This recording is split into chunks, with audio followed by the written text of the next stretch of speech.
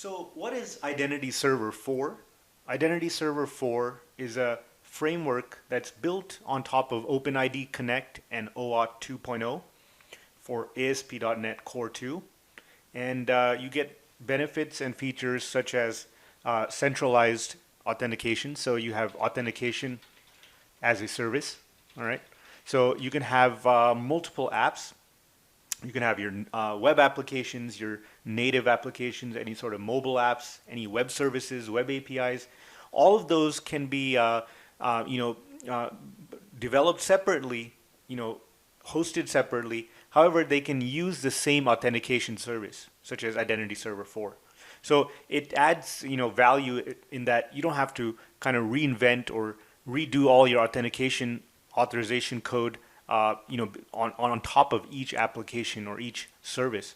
So you can have a centralized, login and workflow, security workflow in one place. So that's one advantage, is authentication as a service.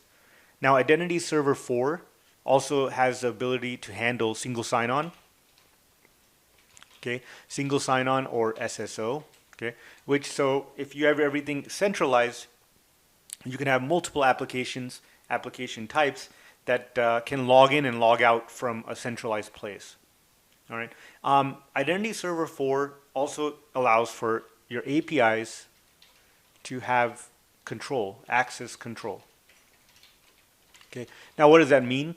So it means that I can have various APIs that are registered through my identity server, and then those APIs can actually themselves use the authentication server to make calls to other servers, meaning like server to server. It can you can have web applications calling servers or web APIs. You can also have single page applications that are JavaScript or JavaScript framework based, and then also your native and mobile apps.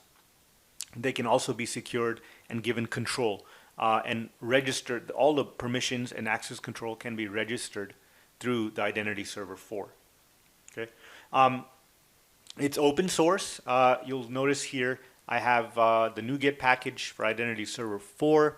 I'm going to be showing you how to get that installed on your machines in lectures to come.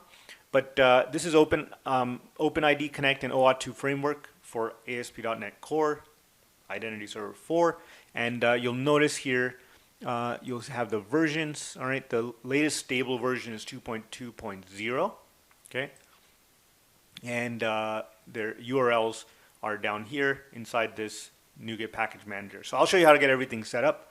But that's a quick overview of Identity Server 4. So just keep in your mind the keyword is centralized authentication or authentication as a service, where you can register clients and users and resources and publish tokens and make sure that all your apps and web apps and any type of apps are secure, and not just secure, but secure through a centralized location. So keep those keywords in mind, and I'll give you just a quick workflow or typical architectural use case in the next video.